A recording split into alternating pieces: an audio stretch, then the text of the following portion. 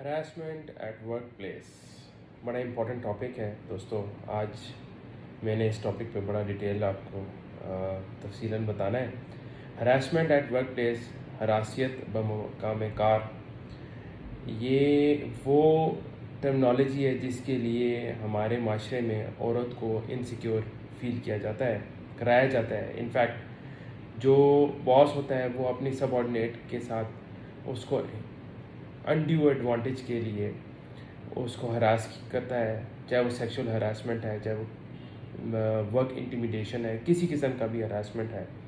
और हरासमेंट में वो ख़ातून अगर अपने आप को समझती है कि वो कोई अनड्यू एडवांटेज लेना चाह रहा है कोई इंसान उसको, चाहे वो उसको उसके साथ सेक्सुअल हरासमेंट करे, उसको स्टेयर करे, उसको टच करे, उसको फॉलो करे, और या उसकी को अनड्यू मैसेजेस भेजे, या उसका नंबर अपने कुलीग्स में डिस्ट्रीब्यूट करे, सेल फ़ोन नंबर किसी किस्म का भी हो, तो उस खातून को इनसिक्योरिटी फ़ील हो अपने अदारे के अंदर, तो उसके लिए गवर्नमेंट ने उस खातून की प्रोटेक्शन के लिए एक एक्ट पास कर रखा हुआ है, which is called the protection against harassment of women at work place act 2010। इस एक्ट के तहत कोई भी खातून, चाहे वो खातून हरास या हरासा होती हुई अपने आप को फ़ील करती हो और हरासमेंट की डेफिनेशन में उसकी हरासियत आती हो, वो चाहे मर्द के अगेंस्ट अपने हरासियत फ़ील करे या किसी खातून के अगेंस्ट हरासियत फ़ील करे। खातून के अगेंस्ट भी कंप्लेंट फ़ाइल कर सकती है और ख़ातून मर्द के अगेंस्ट भी कंप्लेंट फ़ाइल कर सकती है। कंप्लेंट फ़ाइल करने के दो प्रोसीजर हैं, एक्ट के अंदर मेंशन है।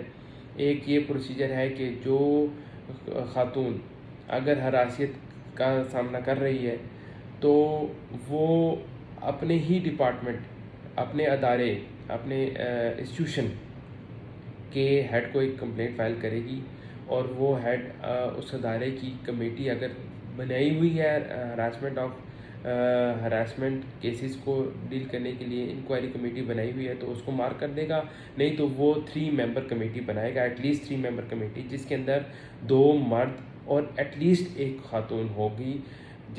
वो कमेटी फिर उस कंप्लेंट को रिसीव करते हुए वो कमेटी दोनों पार्टीज़ को सुनेगी, कंप्लेनेंट को भी और एक्यूज़्ड को भी, और सुनने के बाद वो हर किस्म की इंक्वायरी करने के बाद एविडेंस भी ले सकती है, शहादत भी ले सकती है, विटनेस की भी एविडेंस ले सकती है। जिस तरह एक अदारे में पीएन है, उसकी भी विटनेस ली जा सकती है, जो कि वो वेल ऑब्जर्वर होता है।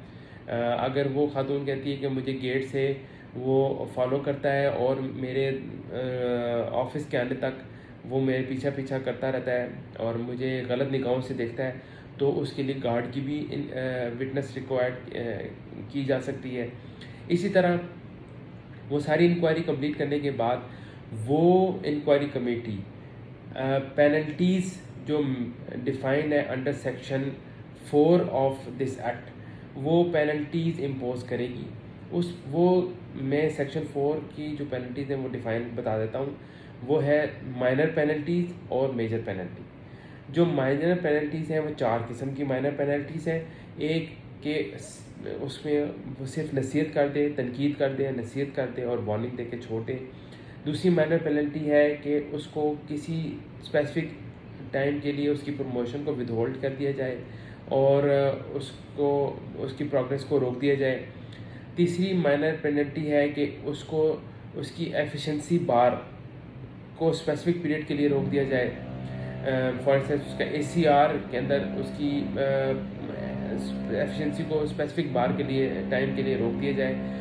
चौथी माइनर पेनल्टी है कि उसको कोई किसी किस्म की कंपनसेशन अवार्ड कर दी जाए उस खातून को, और वो कंपनसेशन जो अलाइड एक्यूज है उसकी पे स्केल से कटेगा, और या वो खुद अपनी पॉकेट से दे दे और उस खातून को दे दे। ये है माइनर पेनल्टीज़। जो मेजर पेनल्टीज़ हैं वो भी 5 किस्म की मेजर पेनल्टीज़ हैं। एक है reduction to a lower post. For instance वो BPS 16 में काम कर रहा है तो उसको BPS 15 में रिड्यूस कर दिया जाएगा। उसके बाद कंपलसरी रिटायरमेंट, ये भी मेजर पेनल्टी है। उसके बाद removal from service, major penalty है। उसके बाद dismissal from service, major penalty है। फ़ाइन उस पर इम्पोज कर दिया जाए। ये याद रखा जाए कि जो फ़ाइन की जो लिमिट है वो कोई डिफ़ाइन नहीं हुई भी। इसी तरह कंपनसेशन की भी मेजर माइनर पेनल्टीज़ में कोई भी लिमिट डिफ़ाइन नहीं हुई भी। ये इंक्वायरी कमेटी अपनी रिकमेंडेशन बनाकर उसी कॉम्पिटेंट अथॉरिटी को भेजेगी जिसने वो इंक्वायरी कमेटी एग्जीक्यूट की होगी, बनाई होगी। और फिर वो इंक्वायरी कमेटी की रिपोर्ट रिकमेंडेशन लेने के बाद वो कॉम्पिटेंट अथॉरिटी उस रिपोर्ट से एग्री करे तो वो एक हफ्ते, उसके पास एक हफ्ते का टाइम है कि वो एक हफ्ते के अंदर अंदर उस पेनल्टीज़ को इम्पोज कर देगा, एक फ़ाइनल ऑर्डर पास कर देगा और वो एलिज्ड एक्यूज को वो पिनलाइज कर देगा। दूसरा ये है कि वो उस इंक्वायरी कमेटी की उस रिकमेंडेशन से वो अगर मुतफिक नहीं है तो उसको टर्न डाउन भी कर सकता है। ये वो प्रोसीजर है जो डिपार्टमेंटल इंक्वायरी कमेटी की है। इसी तरह एक खातून अगर अपने डिपार्टमेंट में कंप्लेंट फाइल नहीं करना चाहती किसी भी वजह से, वो इनसिक्योर है या कोई भी है, या उसको अपने इमीडिएट बॉस या उसके बॉस से ख़तरा है, हरासमेंट है, तो वो समझती है कि वो इंक्वायरी कमेटी जो है वो बायस हो जाएगी और उसकी नौकरी को ख़तरा हो सकता है, तो फिर वो खातून के पास एक और रेमेडी है, वो है गवर्नमेंट का एक वफाकी मौसब का अदारा है which is called federal ombudsman secretariat for the protection against harassment, in short form में FOSPAH फोस्फा कहते हैं। ये वफाकी मौसब बराए हरासियत व मकाम कार है। ये इसका एक अम्बसमेंट डिफ़ाइन होता है गवर्नमेंट की तरफ से, उनके अंदर एडवाइज़र भी गवर्नमेंट की तरफ से होते हैं। ये पूरा एक अदारा है, पूरा कोसाइड जुडिशल बॉडी है। इसके अंदर रजिस्ट्रार हैं, इसके अंदर एडवाइज़र्स हैं और ये पूरी एक लिटिगेशन प्रोसीजर को फॉलो करते हैं। और जो हमारा सिविल प्रोसीजर का एक तरीक़ाकार है उसको regarding the summoning of the witnesses और समनिंग ऑफ द एक्यूज्ड और पार्टीज़ वो प्रॉपरली फॉलो किया जाता है। इधर वो कंप्लेंट फ़ाइल करेगी और कंप्लेंट फ़ाइल करने के बाद ये अदारा इस लीगली बाउंड है कि वो 3 डेज़ के अंदर अंदर उस एलिज्ड एक्यूज को नोटिस, शो कॉज नोटिस भेजेगी थ्रू कॉरियर और थ्रू पोस्ट। अच्छा, फिर वो जो एलिज्ड एक्यूज है वो ड्यूटी बाउंड है कि वो with in 5 days of receipt of that notice अपना रिटन डिफेंस फाइल करेगा। और फिर रिटन डिफेंस फाइल करने के बाद ये सारा प्रोसीजर एक्यूज्ड का कंप्लेंट फाइल करना फोस्फा के पास और एक्यूज़ को नोटिस होना, एक्यूज्ड का रिटन डिफेंस फाइल करना और फिर इन दोनों पार्टीज़ का फोस्फा के अदारों के सामने पेश होना और इनके अंदर सारा प्रोसीजर को इनकी सारी टेक्निकलिटीज़ को, इनकी प्लीडिंग को, टेक्निकलिटीज़ को देखने के लिए, ये सारे काम को देखने के लिए पार्टीज़ को एक अच्छे लॉयर की ज़रूरत है।